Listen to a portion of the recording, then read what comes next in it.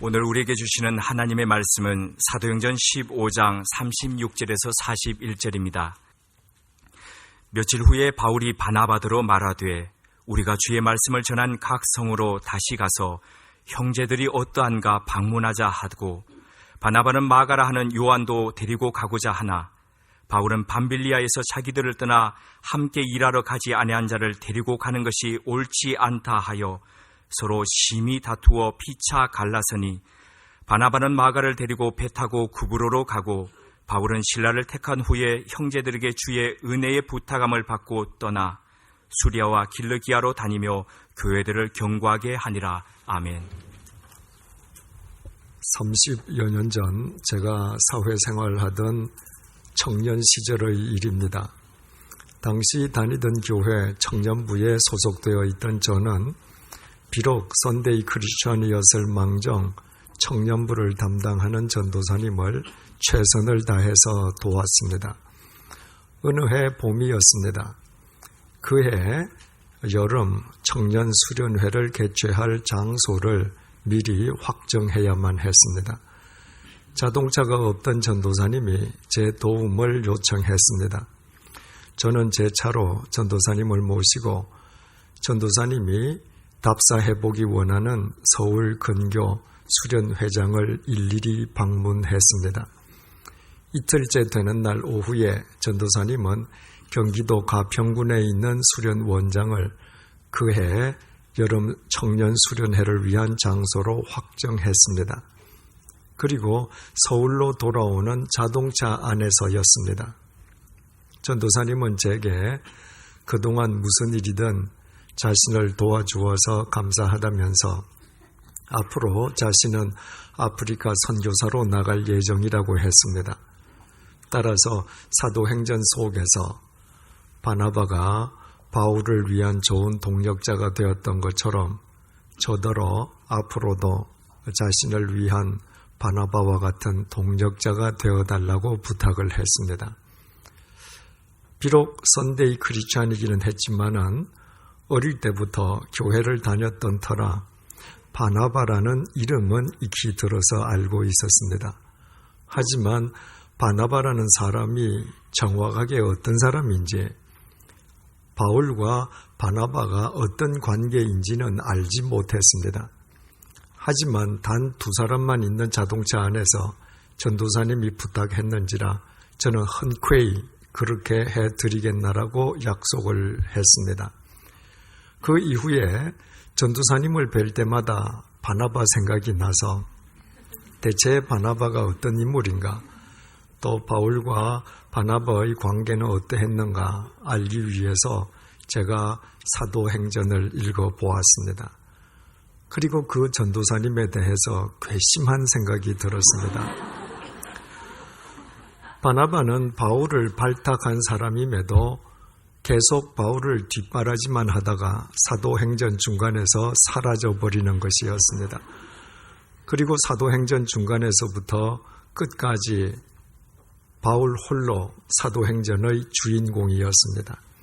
따라서 전도사님이 저더러 자신을 위한 바나바가 되어달라고 하는 것은 자신이 하나님 앞에서 멋진 주인공으로 살 테니까 저더러는 자신을 위한 조연이 되어달라는 것과 다름없었습니다. 그것을 알고 나니 전도사님을 볼 때마다 얼굴은 웃지만은 마음은 계속 괘씸했습니다. 그 이후에 전도사님이 아프리카 선교사로 나갈 때 전도사님과 약속했던 대로 전도사님 가족의 항공비와 상당 기간 동안 선교지에서 필요로 하는 경비를 전액 제가 부담하면서도 마음 한켠에 또아리를 털고 있는 괘씸한 생각만은 지워지지 않았습니다. 지금 생각해도 얼굴이 화끈거릴 정도로 그때 제가 그렇듯 유치한 생각을 했던 것은 단지 교회를 습관적으로만 다녔을 뿐 성경적 이해가 결여되어 있던 제가 세상적인 관점으로 그리스도인들의 삶 역시 세상의 직선 위에서 이루어지는 것으로 오해했었기 때문입니다.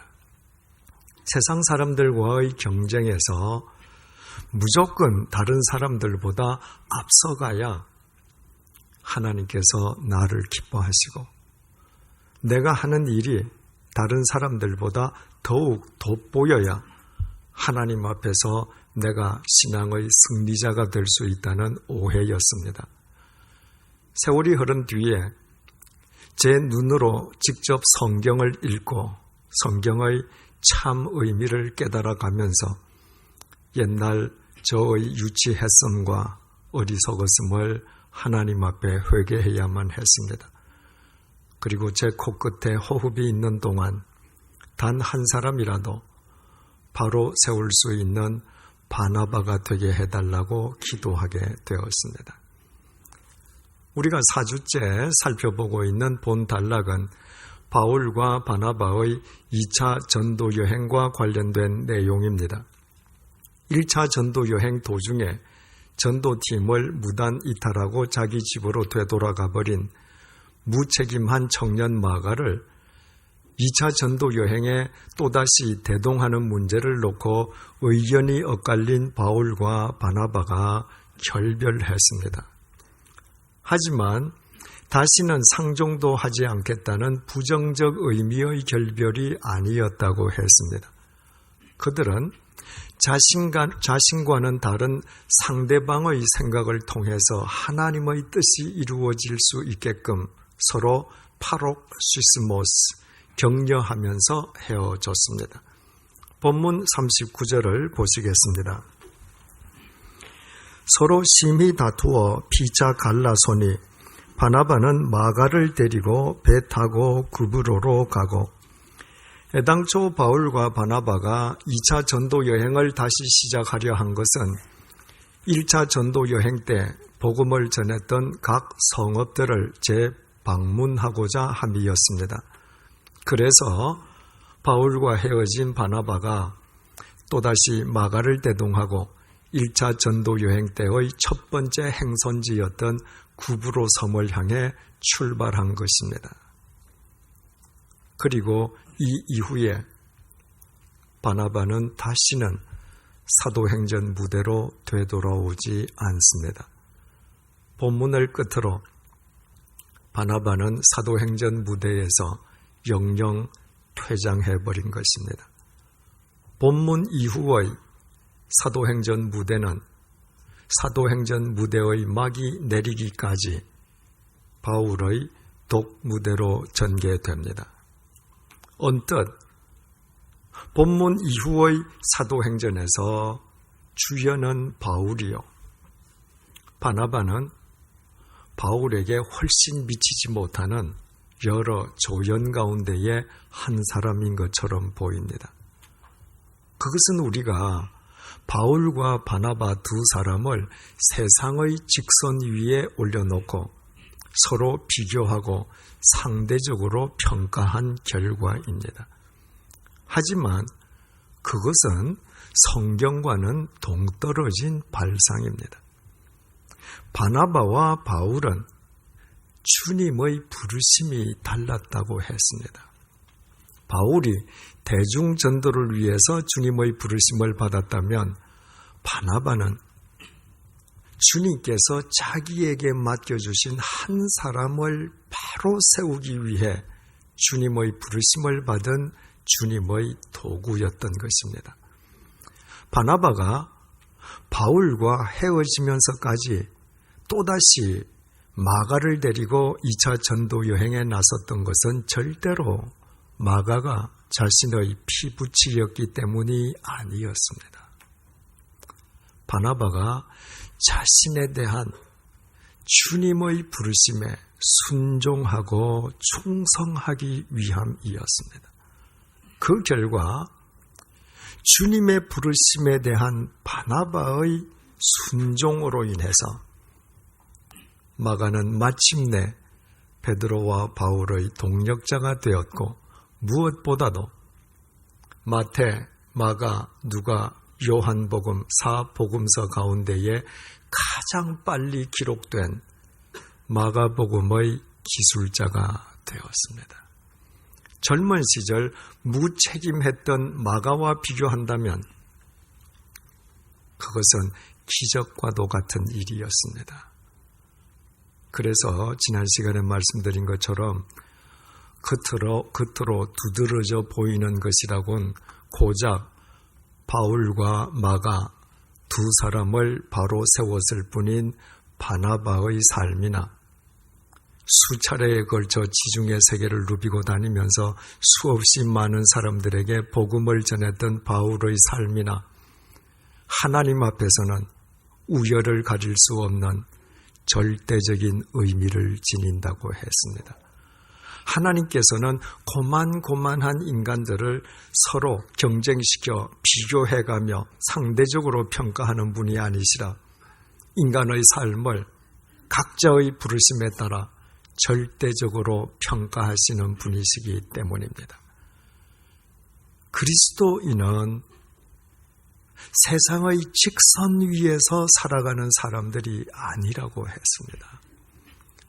세상의 직선 위에서 모든 사람들은 경쟁자이기에 나보다 앞서 있는 사람에 대해서는 열등감을, 나보다 뒤처진 사람에게 대해서는 우월감을 느끼게 되기에 세상의 직선 위에서는 인간에 대한 참된 사랑이나 자기 삶에 대한 참된 감사나 만족이 있을 수 없습니다. 그래서 자신을 위한 바나바가 되어달라는 전도사님에 대해서 한동안 괘씸한 마음을 품었던 저처럼 유치하고 어리석은 삶을 살게 됩니다. 그리스도인들은 동그란 원 위에서 각자 주님께서 부르시는 방향을 따라 자기만의 삶을 사는 사람들이라고 했습니다. 만약 1000명의 그리스도인들이 있다면 직선 위에서 결코 비교할 수 없는 각각 다른 1000개의 삶이 있게 되는 것입니다. 주님의 부르심을 따라 살아가는 그 모든 사람들의 삶은 그들을 부르신 주님 앞에서 모두 절대적인 의미를 지니게 되기에 그때에만 사람들은 자신과 다른 삶을 사는 사람을 자신과 비교하지 않고 격려하고 자기 삶에 대해 절대 감사, 절대 만족, 절대 기쁨을 누릴 수 있게 됩니다. 이 사실을 바르게 인식할 때에만 우리는 성경 속에 등장하는 모든 인물들을 바르게 이해할 수 있고 나아가서 이 세상 속에서 성숙한 그리스도인으로 살아갈 수 있습니다. 예수님의 제자들 가운데에 베드로는 예수님의 수제자로 불립니다. 수제자는 모든 제자 가운데에 가장 뛰어난 능력을 지닌 제자라는 의미입니다. 베드로가 예수님의 수제자라면 나머지 제자들은 베드로에 비해서 열등하다는 의미가 됩니다. 물론 제자들 가운데에는 가롯 유다처럼 몹쓸 제자도 있었지만 가롯 유다는 스스로 주님을 버린 인간이었기에 그는 논외의 인물입니다. 베드로가 예수님의 수제자라면 그것은 예수님께서 제자들을 직선 위에 세워놓으시고 모두 비교하고 상대적으로 평가하신 결과입니까? 결코 그렇지 않습니다. 예수님께서는 이 땅에 계시는 동안 베드로를 수제자로 부르신 적도 없고 베드로를 수제자로 세우신 적도 없었습니다. 베드로를 가리켜서 예수님의 수제자라고 부르는 것은 세상의 인간들이 베드로에게 붙여준 호칭입니다. 세상 인간들이 세상의 직선 위에 예수님의 제자들을 모두 세워놓고 서로 비교한 뒤에 상대적으로 대외적인 활동이 가장 두드러졌던 베드로에게 예수님의 수제자란 타이틀을 붙여준 것입니다. 그러나 예수님께서는 인간의 그런 발상과는 전혀 상치되는 말씀을 하셨습니다. 어느 날 예수님 제자 가운데에 요한, 야고보 두 형제가 아무도 몰래 예수님 앞에 나왔습니다. 그리고 예수님께 자기 형제 두 사람을 제자들 가운데에 으뜸으로 삼아달라고 은밀하게 청탁을 드렸습니다. 뒤늦게 그 두 제자가 예수님에게 그런 청탁을 드렸다는 사실을 알게 된 나머지 제자들이 그 두 제자에 대해 불같이 화를 내었으면 두말할 나위가 없습니다. 나머지 제자들도 모두 마음속으로는 예수님께서 자기 자신을 으뜸으로 삼아주기를 원하고 있었기 때문입니다. 예수님의 제자들이 그처럼 유치하고도 어리석은 해프닝을 벌였던 것은 그들의 몸은 예수님 곁에 있었지만 그들의 마음 속에는 세상의 직선이 자리 잡고 있었기 때문입니다. 그때 예수님께서 제자들에게 하신 말씀이 마가복음 10장 43절 하반절에서 44절에 기록되어 있습니다. 너희 중에 누구든지 크고자 하는 자는 너희를 섬기는 자가 되고 너희 중에 누구든지 으뜸이 되고자 하는 자는 모든 사람의 종이 되어야 하리라. 세상의 직선 위에서는 그 직선의 가장 앞자리에 있는 사람이 으뜸이요.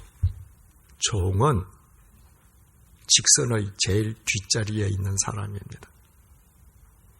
그런데 예수님께서는 제자들에게 너희들이 정말 으뜸이 되기를 원한다면 모든 사람을 섬기는 종이 되어야 한다고 말씀하셨습니다. 예수님께서는 인간을 세상의 직선 위에 세워놓고 상대적으로 평가하는 분이 아니시기 때문입니다.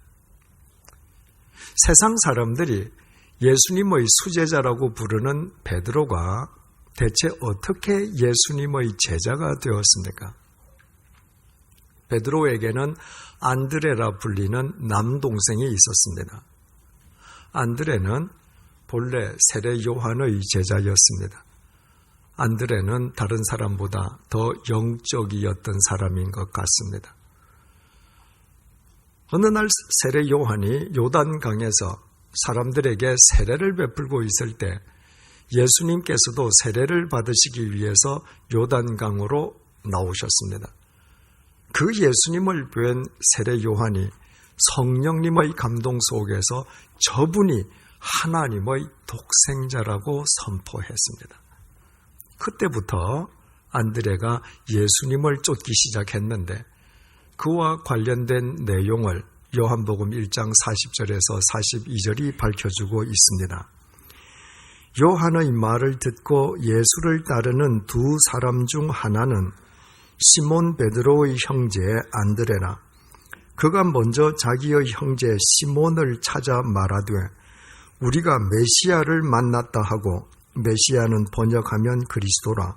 데리고 예수께로 오니 예수께서 보시고 이르시되 내가 요한의 아들 시몬이니 장차 게바라 하리라 하시니라. 게바는 번역하면 베드로라. 베드로를 일부러 예수님 앞으로 데리고 와서 예수님으로부터 베드로라는 이름을 얻게 하고 그 베드로가 예수님의 제자가 되도록 인도해 준 사람은 안드레였습니다. 만약에 안드레가 자기 형제를 생각하거나 배려하지 않고 자기만 생각하는 이기적인 자기 중심적인 인간이어서 자기 홀로 메시아를 만나고 자기 홀로 메시아를 쫓는 영적 기쁨에 만족하는 것으로 그쳐버렸더라면 우리가 아는 베드로, 세상 사람들이 예수님의 수제자라 부르는 베드로는 아예 존재하지도 않을 것입니다. 예수님께서 이 땅에 계시는 동안에 행하신 이적 가운데에 오병이어의 이적이 있습니다. 오병이어의 이적은 예수님께서 어린아이가 지니고 있던 빵 5조각과 물고기 2토막으로 어린아이와 여자를 제외하고서도 남자 장정만 5,000명이나 되는 대군중을 먹이신 이적을 의미합니다. 예수님께서 이 땅에 계시는 동안에 많은 이적을 베푸셨는데 그 많은 이적 가운데에서 마태, 마가, 누가, 요한 4복음서에 모두 기록되어 있는 이적은 오병이어의 이적이 유일합니다. 오병이어의 이적이 그만큼 중요한 의미를 지니고 있기 때문일 것입니다. 어린아이가 지니고 있는 한 끼 끼니용 빵 5조각과 물고기 2토막이라면 얼마나 보잘것없겠습니까? 그러나 그 보잘것없는 오병이어를 예수님께서 받으셨을 때 그 오병이어는 예수님의 손 안에서 어린아이와 여자를 제외하고도 남자 장정만 5,000명이나 되는 대군정을 배불리 먹이고도 남게 되었습니다. 그 오병이어는 곧 주님 앞에서 우리 자신들의 모습입니다. 내가 어린아이가 지니고 있는 보리빵 5조각과 물고기 2토막처럼 이 세상에서 아무리 보잘것없고 형편없는 존재라 할지라도 예수님의 손길이 내 인생에 닿기만 하면 누구든지 예수 그리스도 안에서 상상치도 못한 새로운 삶을 살 수 있습니다. 그러므로 지난 2000년 동안 이 땅을 거쳐간 수없이 많은 그리스도인들 가운데에 성경 속에서 오병이어의 내용을 읽으면서 절망과 고통 속에서 주님으로부터 새 삶의 힘과 소망과 용기를 얻은 사람이 얼마나 많았겠습니까? 저 역시도 성경 속의 오병이어 이적을 읽으면서 얼마나 자주 주님의 위로와 격려를 체험했는지 모릅니다. 이렇듯 중요한 의미를 지니고 있는 오병이어 이적이기에 그리스도인치고 오병이어를 모르는 사람이 없을 정도이지만 그러나 이 오병이어 이적이 어떤 과정을 통해서 이루어졌는지 소상하게 알고 있는 그리스도인들은 의외로 드뭅니다.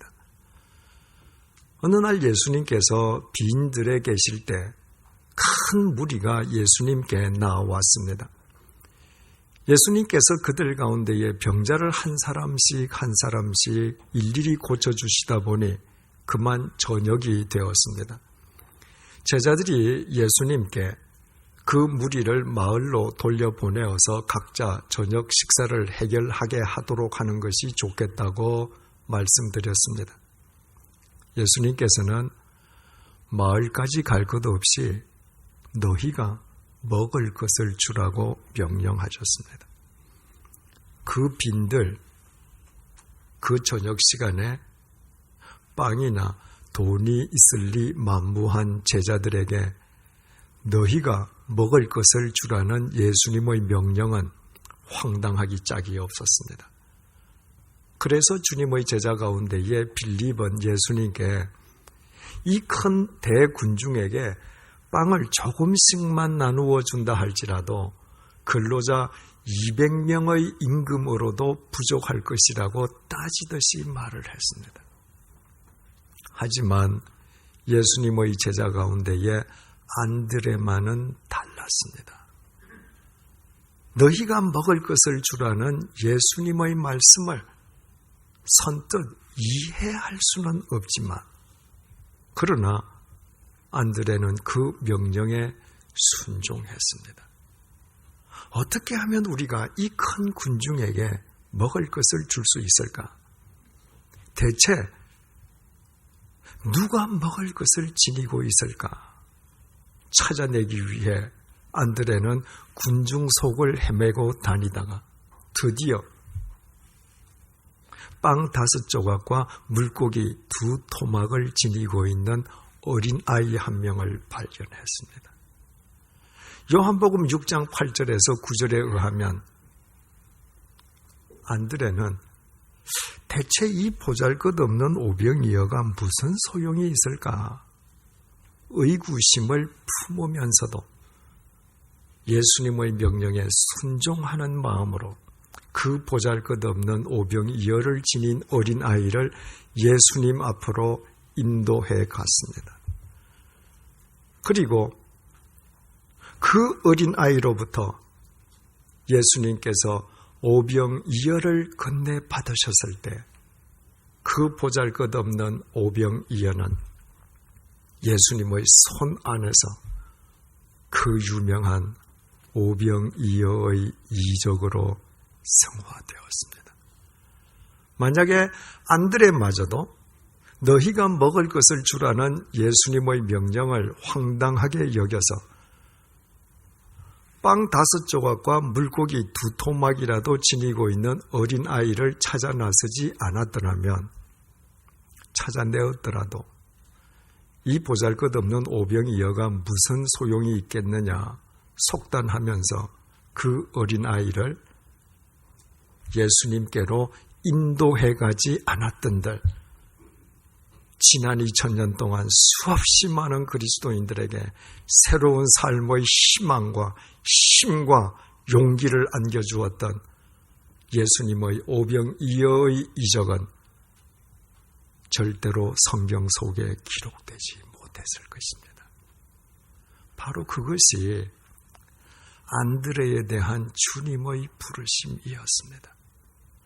바나바에 대한 주님의 부르심이 주님께서 자기에게 맡겨주신 한 사람을 바로 세우는 것이었다면, 안드레에 대한 주님의 부르심은 주님께서 필요로 하는 한 사람을 찾아내어 주님 앞으로 인도해 가는 것이었습니다.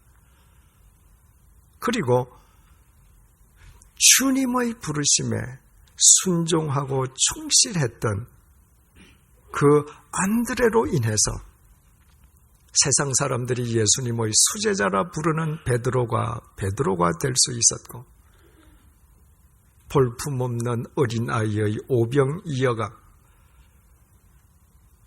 유일하게도 사복음서에서 모두 예수님에 의한 오병이어의 이적으로 성화되어 기록될 수 있었습니다. 이런 의미에서 겉으로 화려해 보이는 베드로에 비해 이름도 없고 빛도 없어 보이는 안드레의 삶 역시 주님 안에서는 세상 사람들이 예수님의 수제자라 부르는 베드로의 삶과 동일하게 절대적인 의미를 지니고 있음을 알게 됩니다. 또 예수님의 제자 가운데에 사도 요한의 삶은 어떠했습니까? 요한복음 19장 27절을 보면 십자가에 못 박혀 돌아가시는 예수님께서 제자 요한에게 당신의 생모 마리아를 부탁하셨고, 제자 요한은 그때부터 예수님의 생모 마리아를 자기 집에서 모셨다고 증언하고 있습니다. 요한에 대한 주님의 부르심은 마리아가 이 세상을 떠나기까지 수십 년 동안 마리아 한 사람을 복양하는 것이었습니다. 한마디로 말해 노파 마리아 한 사람에게 수십 년 동안 밥해주고 빨래해주는 것이었습니다. 한 사람을 위한 부르심이라는 의미에서 바나바와 안드레에 대한 주님의 부르심과 요한에 대한 주님의 부르심이 언뜻 동일해 보이지만 그러나 그 세 사람에 대한 주님의 부르심은 근본적으로 달랐습니다. 바나바에 대한 주님의 부르심이 주님께서 맡겨주신 한 사람을 바로 세우는 것이라고 했습니다. 그래서 바나바가 바울과 결별하면서까지 2차 전도 여행에 또다시 마가를 대동했지만 그 2차 전도 여행에서 마가의 역할은 바나바를 보조하는 일이었습니다. 따라서 2차 전도 여행이 끝나기까지 식사 문제를 해결한다거나 빨래하는 문제를 해결하는 것은 바나바가 아니라 그를 보조하는 청년 마가의 몫이었습니다. 안드레에 대한 주님의 부르심은 주님께서 필요로 하시는 한 사람을 주님 앞으로 인도해가는 것이었습니다. 그러므로 베드로를 인도해가거나 오병이어를 지니고 있는 어린아이를 인도해가면서 밥해주거나 빨래해줄 필요는 없었습니다. 오히려 안드레 자신이 그날 그 저녁 그 빈들에서 어린아이의 오병이어 덕분에 한 끼를 해결할 수 있었습니다. 하지만 요한에 대한 주님의 부르심은 주님께서 맡겨주신 마리아 한 사람, 그 마리아가 세상을 떠나기까지 수십 년 동안 그 한 사람에게 밥해주고 빨래해주는 것이었습니다. 그러나 요한 역시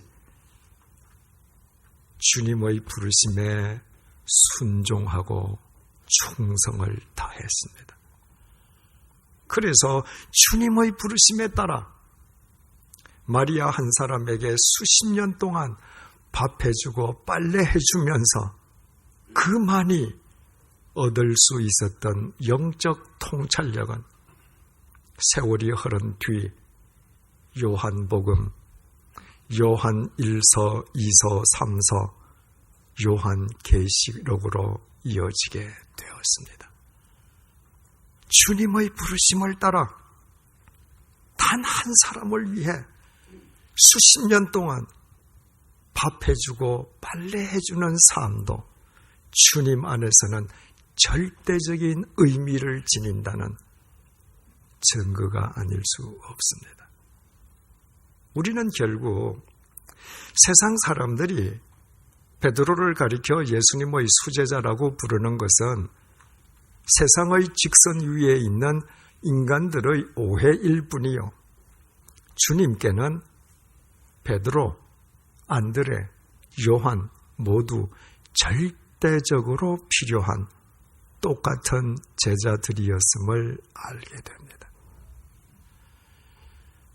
죄와 사망으로부터 인간을 구원하시기 위해 이 땅에 오신 하나님의 독생자 예수 그리스도를 배척하고 끝내 죽음으로 몰아넣은 사람은 어처구니 없이 하나님을 믿는 유대인들이었습니다.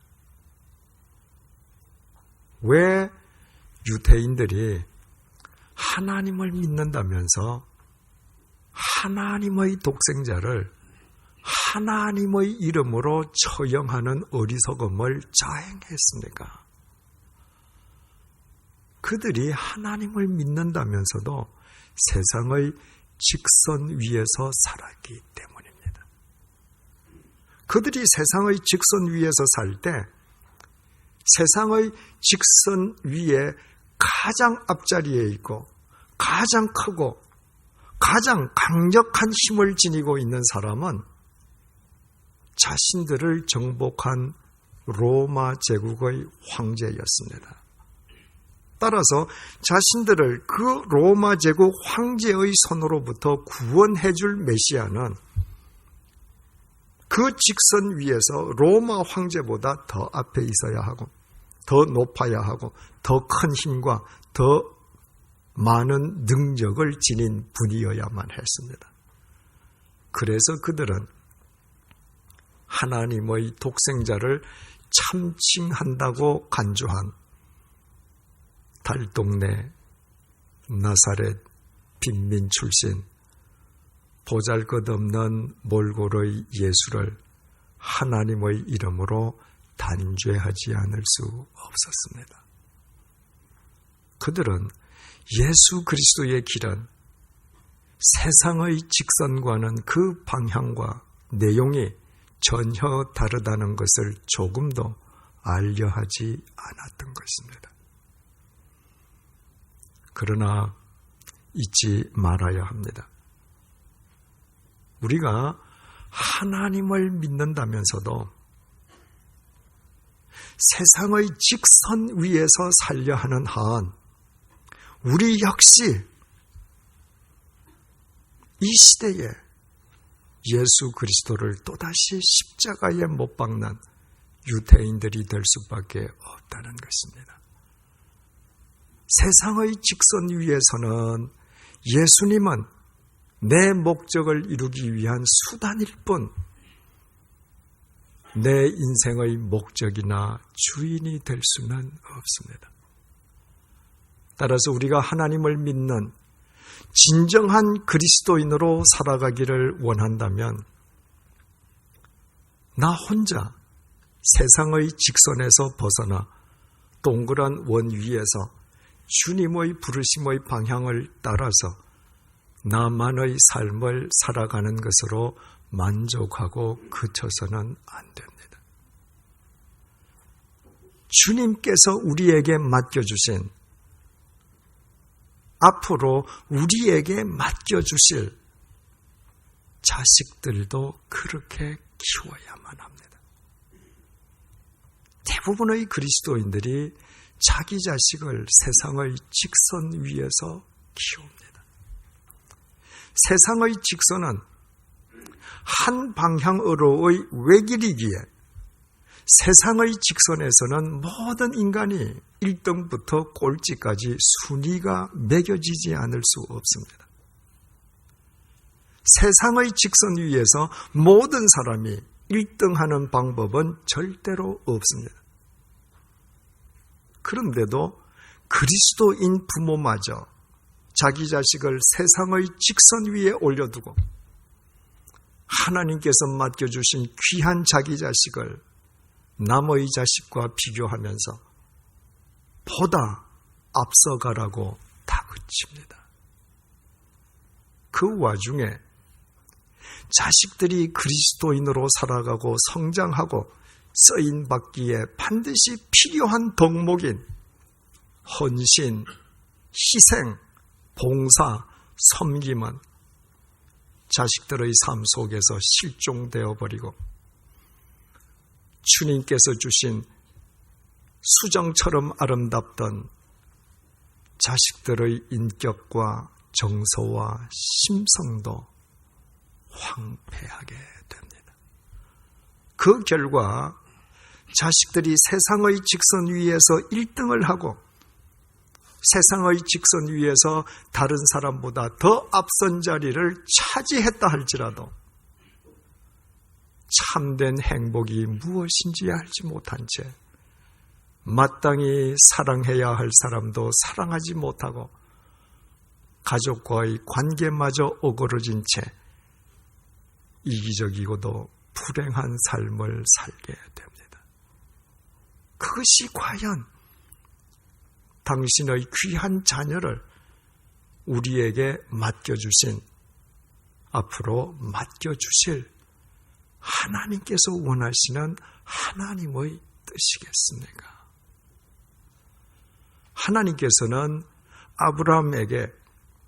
아브라함이 100세에 얻었던 아들 이삭을 요구하셨습니다. 아들 이삭을 하나님께서 부르시는 대로 키우도록 이삭의 아버지 아브라함에게 요구하셨던 것입니다. 그 하나님께서는 인간을 구원하시기 위해서 당신의 독생자를 내어주셨습니다. 하나님의 독생자이신 예수님마저도 하나님 아버지의 부르심을 따라 살았던 것입니다. 그러므로 우리의 믿음은 나 한 개인의 삶에 국한되는 것이 아니라 주님께서 맡겨주신, 앞으로 맡겨주실 우리의 자식을 키우는 데서도 드러나야 합니다. 내가 하나님을 믿는다면서도 내 자식을 세상의 직선 위에 내몰아낼 때 그 자식을 내게 맡겨주신 하나님 보시기에 내가 참된 그리스도인일 수 있겠습니까? 우리 모두 세상의 직선에서 벗어나 우리의 자식들이 둥근 원 위에서 주님의 부르심의 방향을 따라 각자 자신이 원하는 자기의 삶을 찾고 살아갈 수 있도록 끝까지 자식을 믿어주고 밀어주는 믿음의 부모들이 되십시다. 우리의 자식들이 주님의 부르심을 따라 살아갈 때 우리가 상상할 수 없는 하나님의 섭리가 이루어지게 될 우리 자식들의 삶은 그 형태와 모양이 어떠하든 상관없이 그들을 부르신 하나님 앞에서 예외 없이 절대적인 의미와 가치를 지니게 될 것입니다.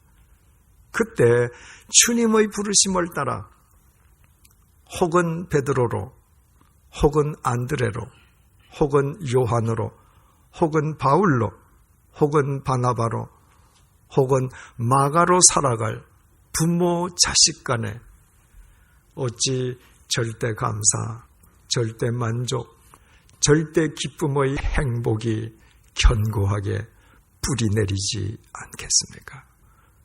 기도하시겠습니다.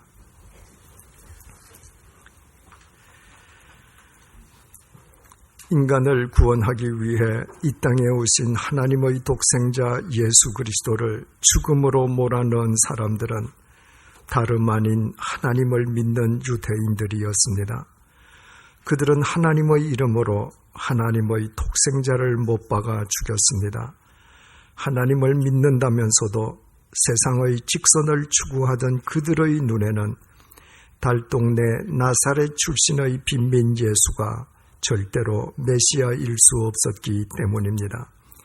그러나 그리스도인인 우리가 세상의 직선 위에서 살려 하는 한 우리 역시 또다시 예수님을 못 박는 어리석은 유대인이 될 수밖에 없음을 이 시간 일깨워 주셔서 감사합니다. 불을 향해 뛰어드는 불나방처럼 돈과 성공과 출세를 향해 뛰어들다 끝내 공동묘지에서 허망하게 끝나버릴 세상의 직선 위에서 우리 모두 벗어날 수 있도록 용기를 주십시오. 바나바처럼 주님께서 자신에게 맡겨주신 한 사람을 바로 세우기 위한 삶을 살든, 안드레처럼 주님께서 필요로 한 사람을 주님께 인도하는 삶을 살든, 요한처럼 주님께서 맡겨주신 한 사람을 위해 수십 년 동안 밥해주고 빨래해주는 삶을 살든, 베드로와 바울처럼 대중을 위해 살든 각자 주님의 부르심을 따라 자신의 절대적인 삶을 살아가게 도와주십시오. 나아가 주님께서 우리에게 맡겨주신 혹은 앞으로 맡겨주실 우리의 자식들도 그렇게 키우는 믿음의 부모가 되게 해 주십시오. 자식들을 세상의 직선 위에 세워놓고 남의 자식과 비교하면서 단지 학교 성적이나 세상의 가치관만으로 자식의 전 존재를 부모 스스로 속단하는 어리석음을 절대로 범치 않게 해 주십시오. 주님께서 우리 자식들에게 부어주신 재능과 가능성을 분별할 수 있는 지혜를 허락해 주십시오. 우리 자식들이 누구도 흉내내거나 비교하지 않고 주님의 부르심을 따라 자기의 삶을 살아갈 수 있도록 끝까지 자식을 믿어주고 밀어주는 것이 그리스도인 된 부모의 의무요 책임이요 본분임을 늘 기억하며 살게 해 주십시오. 그리하여 부모와 자식이 더불어 절대 감사, 절대 만족, 절대 기쁨의 행복을 누리는 우리의 각 가정이 이 혼탁한 세상을 새롭게 살리는 주님의 통로가 되게 해 주십시오. 예수님의 이름으로 기도드립니다. 아멘.